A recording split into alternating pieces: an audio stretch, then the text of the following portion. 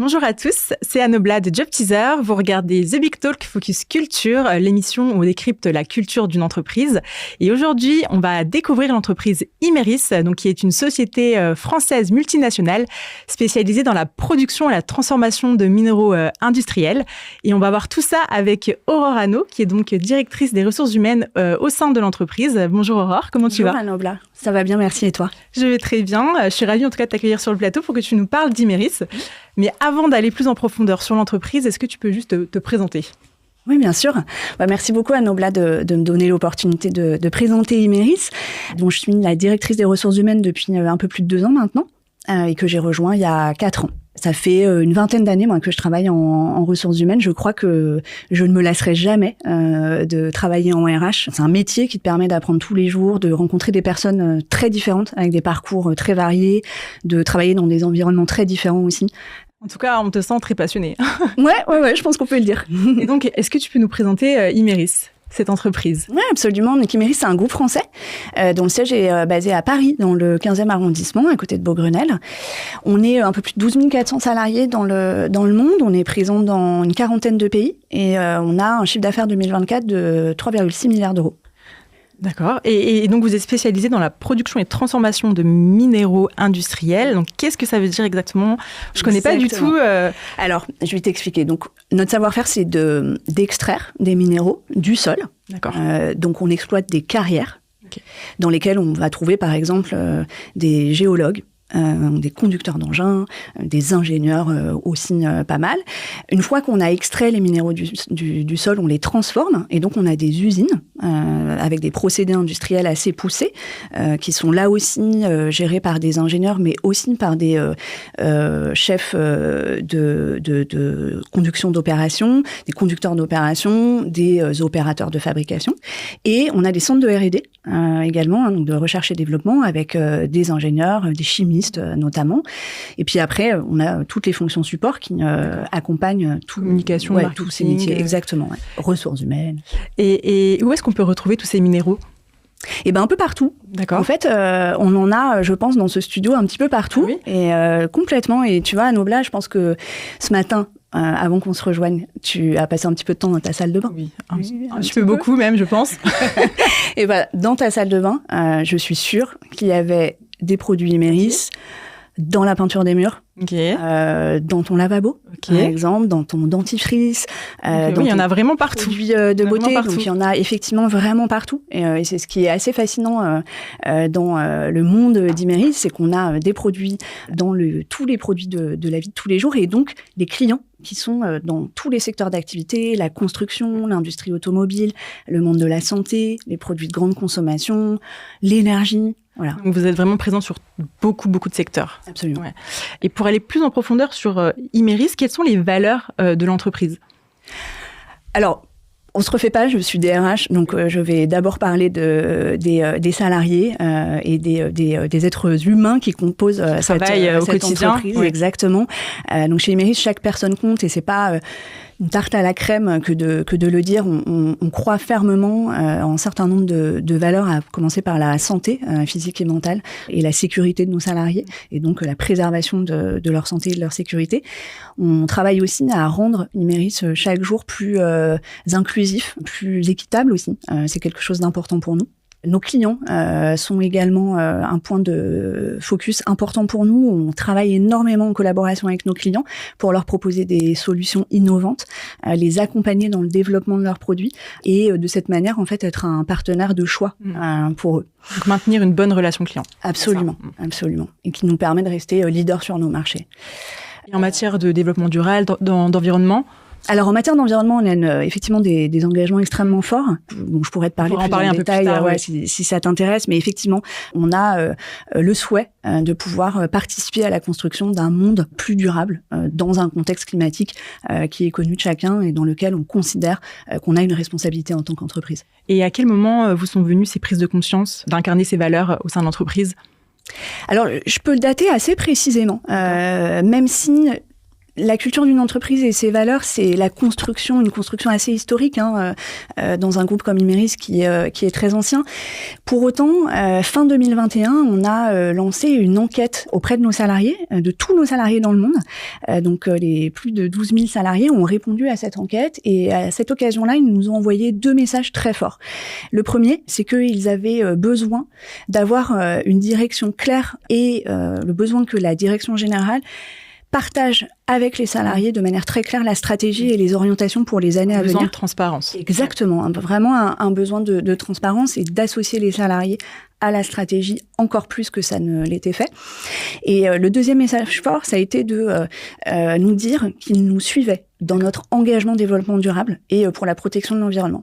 Et donc ça a été un élément pour nous vraiment fort qui nous a permis de finalement mettre sur le papier ces valeurs qui existaient déjà, mais de les nommer vraiment. C'est ça. Et de permettre à une fidélisation après des collaborateurs, j'imagine, sur la suite. Alors, ça fait partie finalement des bénéfices indirects que d'avoir une raison d'être et des valeurs qui sont très clairement établies et partagées. On a des équipes qui sont, je pense, engagées dans ces valeurs, qui les incarnent au quotidien. Donc, ça permet de retenir nos talents, mais aussi d'en attirer des nouveaux. Oui. C'est une des raisons pour lesquelles on se parle aujourd'hui. Et tout à l'heure, tu parlais d'environnement. Donc, j'avais une question. Quels sont vos chantiers en matière d'environnement et RSE, plus généralement, au sein d'Imerys ? Alors, tout à l'heure, je te le disais, c'est vraiment une dimension très importante pour nous. La preuve en est, on a notre vice-présidente développement durable qui est membre à part entière du comité exécutif du groupe. Chaque prise de décision est prise avec elle. Exactement. Elle est associée à toutes les prises de décision stratégiques et business du groupe. Et ça, c'est extrêmement fort. Un autre point fort de notre intégration des enjeux RSE, c'est l'engagement qu'Imerys a pris de suivre la trajectoire 1,5 degré des accords de Paris. Donc, on a pris l'engagement de réduire nos émissions de gaz à effet de serre de 42% d'ici fin 2025. On est en bonne voie, puisque jusqu'à présent, on a déjà réduit de 28% nos émissions de gaz à effet de serre. Donc ça, c'est un exemple concret. Un autre exemple concret que je peux partager avec toi sur la thématique de la RSE, ce sont nos engagements en matière de diversité, d'équité et d'inclusion. Mais tu en parlais tout à l'heure. Exactement. Donc là, très concrètement, on a mis en place un index interne, un index diversité, équité et inclusion, qui va venir en fait évaluer, noter 5 critères vraiment précis en matière de diversité et inclusion, l'égalité homme-femme, notamment l'égalité de rémunération, même plus précisément l'égalité de rémunération entre les hommes et les femmes, la représentation des nationalités au sein du groupe, l'intégration des travailleurs handicapés. Donc, on a tous ces indicateurs-là qui sont évalués chaque année et notre objectif est d'avoir une note de 100 sur 100 à fin 2025. J'imagine que vous êtes en bonne voie.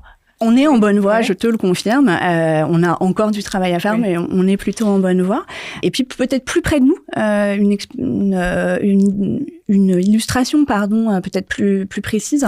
À Paris et en France, on a des groupes d'employés qui se sont en fait volontairement réunis pour représenter les intérêts de certaines catégories d'employés, on va dire. Et donc, on a un groupe qui représente les LGBTQIA+, au sein des activités françaises d'Imerys, et on a aussi un groupe qui représente les parents de jeunes enfants.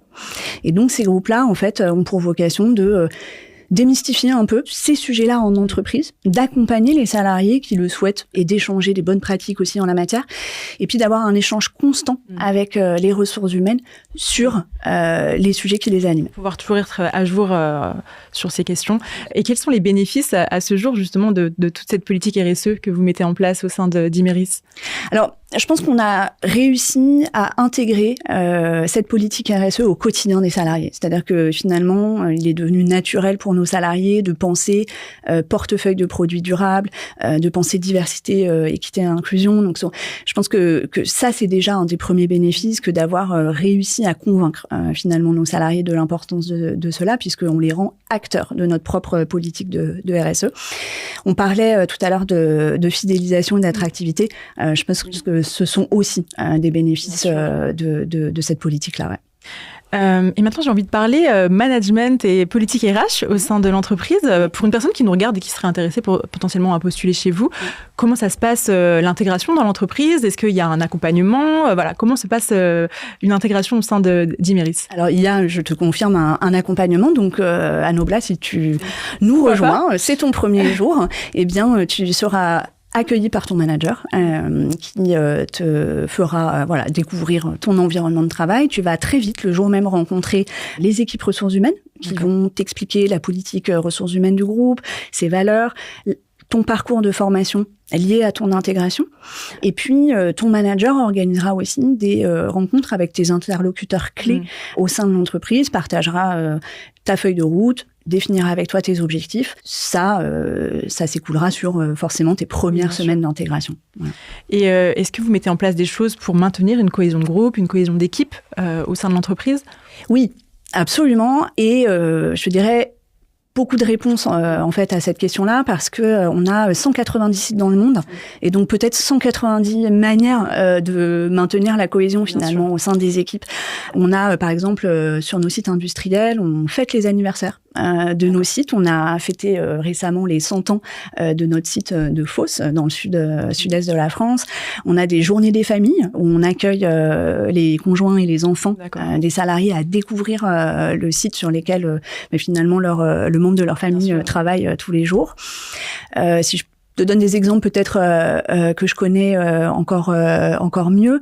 À Paris, on a une équipe d'animation du siège qui est super dynamique, qui met en place plein d'initiatives auprès des salariés. Par exemple. Alors oui, alors ils font des after-work, mais déjà ils ont, ils ont mis en place des services type massage, manucure. Oui. D'accord. C'est gratuit. Et c'est gratuit. C'est pris en charge effectivement par l'entreprise, des courses pédestres, des jeux de plateau chaque semaine. Et puis tu parlais d'afterwork. Alors là, c'est pareil, ça dépend un petit peu de chaque équipe. Donc, si je te parle de la mienne, on est un peu obsédé par la nourriture. Donc voilà, ça c'est pour nous important. Dans des bonnes conditions pour travailler, il faut bien manger. Donc je pense qu'en termes de cohésion, on se retrouve pas mal autour de la nourriture. Et une culture culinaire assez poussée. Complètement. On fait des crêpes à la chandeleur. On est quand même assez fort sur ce sujet-là. Et oui, on fait des after-work avec mon équipe. Et d'ailleurs, on en a fait un hier soir. Voilà, je suis un petit peu cernée ce matin. Ça se voit pas du tout, t'inquiète pas. C'est lié finalement à la cohésion d'équipe. Ça a l'air très sympa. Est-ce qu'il y a encore des choses sur lesquelles vous voudriez travailler, vous améliorer au sein d'Imeris dans tout ce qui est politique RSE, politique management, politique RH? Absolument. On n'a jamais fini de toute manière de progresser et c'est important, je pense, d'être dans une démarche d'amélioration continue.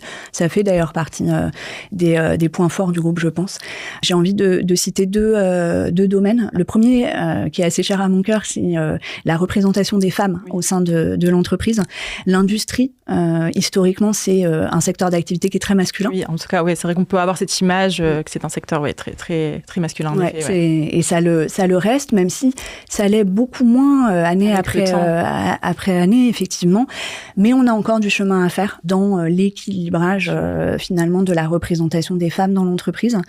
Un autre aspect qui nous occupe beaucoup, mon équipe et moi en France, c'est l'insertion des travailleurs handicapés au sein du groupe. Là aussi, on a fait de beaux progrès, mais en tant qu'entreprise responsable, on a envie d'aller encore plus loin. Et concrètement, sur quelles questions précises sur ces questions de handicap ou même de parité vous souhaitez... Quels exemples, par exemple, on met en place? Alors, on a des réalités différentes entre nos sites industriels et le siège.